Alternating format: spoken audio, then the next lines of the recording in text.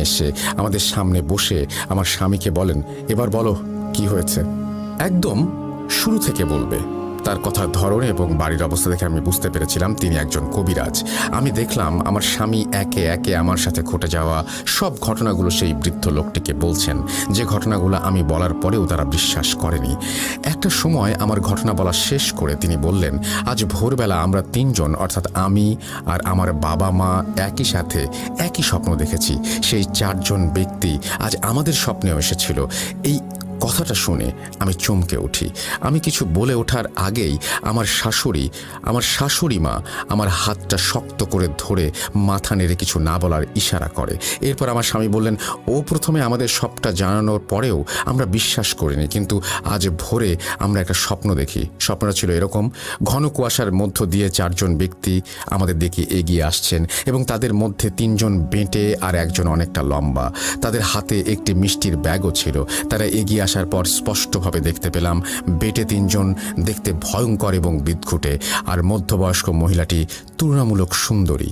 মহিলাটি আমাদের কাছে এসে বললেন, কিছুদিন আগে আমাদের বড় ছেলে তোমার স্ত্রীকে পছন্দ করেছে এবং সে তোমার স্ত্রীকেই বিয়ে করতে চায়, তাই তুমি তোমার স্ত্রীকে ছেড়ে দাও, আর এই নাও আমার হাতে বানানো মিষ্টি, এটা খেয়ে তুমি যা চাইবে তাই পাবে, তোমার জীবনে কখনো কোনো কিছুর কমতি থাকবে না। এটা শোনার পর আমি তাদের ওপর অনেক চিল্লাচিল্লি করতে থাকি এবং একটা সময় ফজরের আজান ধ্বনিত হয়। আমার ঘুম ভেঙে যায়। তবে ভয়ঙ্কর বিষয়টা হলো, তারা আমার বাবা মার স্বপ্নে দেখা দিয়ে বলেছে যে আমরা আপনার বৌমাকে চাই। অর্থাৎ ব্যাপারটা ঠিক এরকম ঘটেছে যে আমার স্ত্রীর সাথে যার যেরকম সম্পর্ক তাকে সেইভাবে সম্বোধন করে বলেছে, যেমন মা, বাবা, ভাই, খালা, ফুপু। তাদের কাছে গিয়ে সেই চারজন বলেছে, আমার ছেলে আপনার বৌমা, বোন, ভাতিজি, ভাগ্নিকে পছন্দ করেছে এবং তাকেই বিয়ে করতে চায়। তাহলে কাকু, আপনি হয়তো বুঝতে পেরেছেন এখানে অবিশ্বাস করার মতো আর কোনো ব্যাপার নেই। আমি সত্যিই কোনো সমস্যার মুখোমুখি হতে চলেছি, দয়া করে আমাকে সাহায্য করুন। আমার স্বামীর এই কথাগুলো শুনে সেই কবিরাজ কাকু তার হাতে থাকা গ্লাসের পানিতে কিছু একটা পড়ে ফুঁ দিয়ে একটা বাদামি রঙের পাত্রে ঢাললেন এবং কিছুক্ষণ নাড়াচাড়া করার পর আমাদের চারজনের হাতে 4টি চামচ দিয়ে বললেন, সবাই একসাথে চামচ দিয়ে বাটি থেকে পানি তুলবে এবং আমি হাত ইশারা করার পর পানিটা পান করবে। এরপর আমরা সেই কবিরাজের কথা মতো কাজ করি এবং তিনি আমাদেরকে 3 দিন পর আবারও আসতে বলেন। কাজ শেষে তিনি তার হাদিয়ার টাকা নেবেন বলে জানান। যা হোক, এরপর আমরা সেখান থেকে বাড়ি চলে আসি। ওই দিন রাতে কোনো সমস্যা না হলেও পরদিন রাতে ঘুমানোর পর আমরা চারজনই একই স্বপ্ন দেখি, কিন্তু এবারের স্বপ্নটা ছিল ভিন্ন এবং ঝাপসা। স্বপ্নটা ঠিক এমন ছিল যে এবার 4 জনের বদলে 5 জন আমাদের দিকে এগিয়ে আসছেন। আমরা সবাই সেই 4 জনকে চিনতে পারলেও পঞ্চম ব্যক্তিটিকে চিনতে পারছিলাম না, কারণ এবার তারা আমাদের থেকে খানিকটা দূরে দাঁড়িয়েছিল এবং সব কিছু ঝাপসা দেখা যাচ্ছিল। তবে পঞ্চম ব্যক্তির পোশাক আশাক ছিল ভিন্ন এবং শারীরিক গঠনও একদম সাধারণ মানুষের মতো।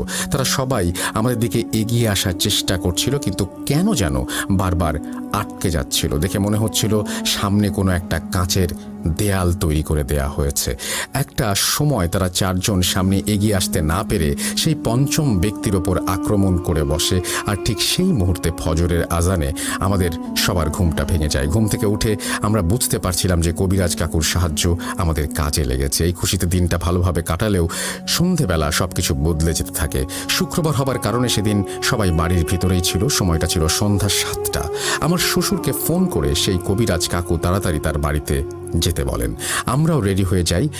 ভেবেছিলাম আমাদের সমস্যার সমাধান হয়ে গিয়েছে, তাই হয়তো কাকু বাড়িতে ডেকেছেন, কিন্তু কবিরাজ কাকুর বাড়িতে গিয়ে যা দেখলাম তার বর্ণনা করার মতো নয়। বাড়িতে ঢুকেই দেখি সবকিছু লণ্ডভণ্ড হয়ে আছে, চেয়ারগুলো ভেঙে পড়ে আছে আর সবই এদিক ওদিক ছড়িয়ে ছিটিয়ে রাখা। আর কবিরাজ কাকুর দিকে তাকাতেই দেখি ওনার চোখ মুখ সম্পূর্ণ লাল হয়ে আছে, পরনের জামাটাও ছেঁড়া। আর সবচেয়ে অদ্ভুত বিষয় হলো, আমরা 4 জন স্বপ্নে যে পঞ্চম ব্যক্তিটিকে দেখেছি এবং তার পরনে যে পোশাকটি ছিল, কবিরাজ কাকুও ঠিক সেই পোশাকটিই পরে আছেন। ব্যাপারটা সবাই লক্ষ্য করেছি।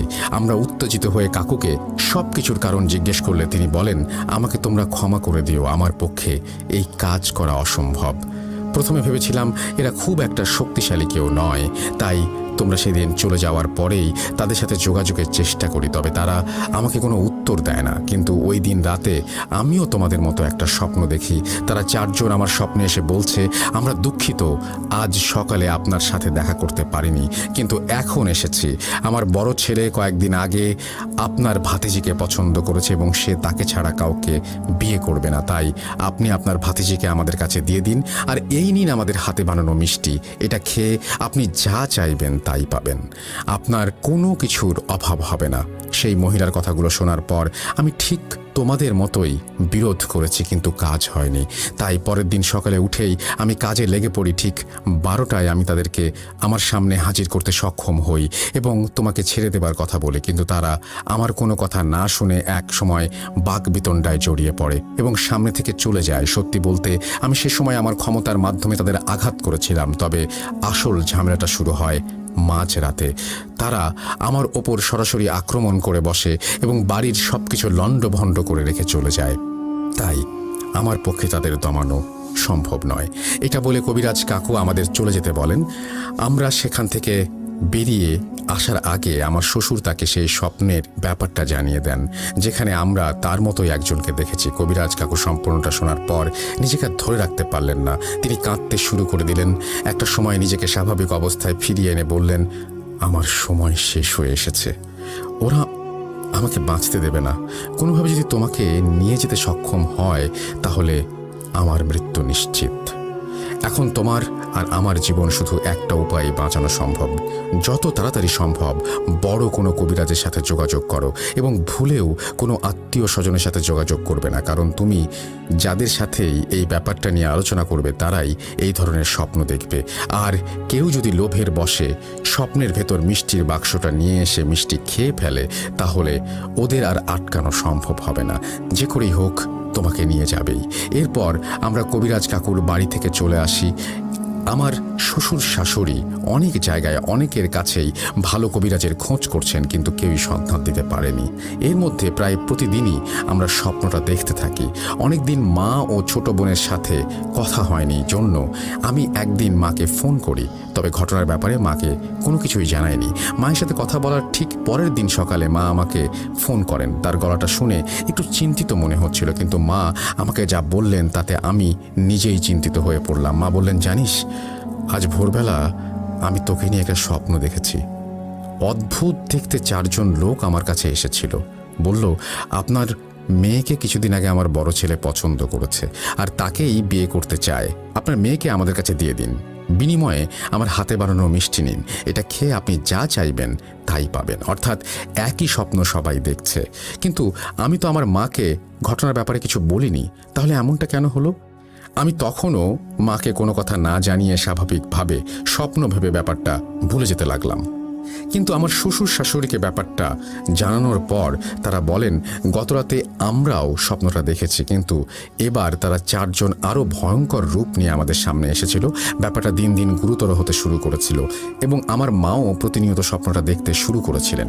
মা একটু ধার্মিক হবার কারণে কিছু একটা আন্দাজ করতে পেরেছিলেন এবং একদিন আমাকে ফোন করে সরাসরি বিষয়টা নিয়ে জিজ্ঞেস করেন। প্রতিনিয়ত ঘটনা ঘটতে থাকার কারণে আমিও একটা সময় মাকে সবটা বলতে বাধ্য হই। আমার মা সবটা শুনে সত্যিই খুব ভেঙে পড়েছিলেন।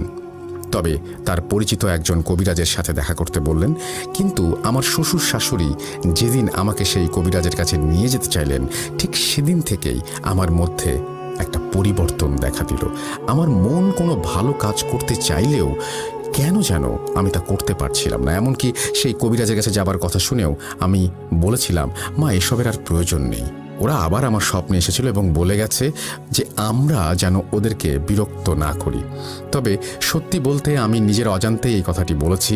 আমার কথা শোনার পর আমার শ্বশুর বাড়ি থেকেও সেই কবিরাজের কাছে যাবার জন্য আমাকে জোর করা হয়নি। এরপর থেকে আমার পরিবারের কেউ আর এই স্বপ্নটি দেখেনি। কিন্তু ধীরে ধীরে আমার শারীরিক অবস্থার অবনতি হতে থাকে। একটা সময় আমাকে ডাক্তারের কাছেও নিয়ে যাওয়া হয়, কিন্তু কোনো রোগ ধরা পড়ে না। এরকমভাবে কিছুদিন চলার পর একদিন রাতে আমি একটি স্বপ্ন দেখি। আমি দেখলাম একটা মোটর সাইকেল একজন মানুষকে ধাক্কা দিয়ে কিছুটা সামনে এগিয়ে যাবার পর একটা খাদে পড়ে গেল। ওই দুর্ঘটনায় মোটরসাইকেল আরোহী এবং যাকে ধাক্কা দেওয়া হয়েছিল তারা দুজনেই মারা গিয়েছিল। এই স্বপ্নটা দেখার পর আমি আচমকা ঘুম থেকে উঠে পড়ি। তখন প্রায় মধ্যরাত। স্বপ্নটা দেখে ভয়ে আমার গলা শুকিয়ে গিয়েছিল, তাই যেই না পানি খাবার জন্য বিছানা ছেড়ে উঠেছি অমনি আমি স্পষ্ট দেখতে পেলাম আমার ঘরের দরজার পাশে সেই বামন আকৃতির বিভৎস চেহারার জিনিসটি দাঁড়িয়ে খিলখিল করে হাসছে। আমি ওকে দেখে চিৎকার দিতে চাইলাম, কিন্তু পারলাম না। ওই জিনিসটা আমার দিকে আস্তে আস্তে এগিয়ে এসে বলল, তোকে নিতেই তো এসেছি, আমাদের দেশের রানী বানিয়ে রাখবো। এটা বলেই সে তার কালো রোমশ হাত দিয়ে যেই না আমার বাম হাতটা ধরল, আমি মা বলে একটা চিৎকার দিয়ে মাটিতে পড়ে গেলাম। তারপর আমার আর কিছু মনে নেই। আমার যখন জ্ঞান ফেরে তখন 1.5 মাস পেরিয়ে গিয়েছিল। কি বিশ্বাস করতে কষ্ট হচ্ছে? হ্যাঁ, 1.5 মাস। আমি চোখ খুলে নিজেকে আমার বাবার বাড়িতে আবিষ্কার করি। এরপর আমি কি দেখেছি এবং কি কি ঘটনা ঘটেছে তা আমি পরে বলবো, তবে মাঝের এই 1.5 মাসে কি কি ঘটেছে তা মায়ের কাছ থেকে তুমি শুনে নাও।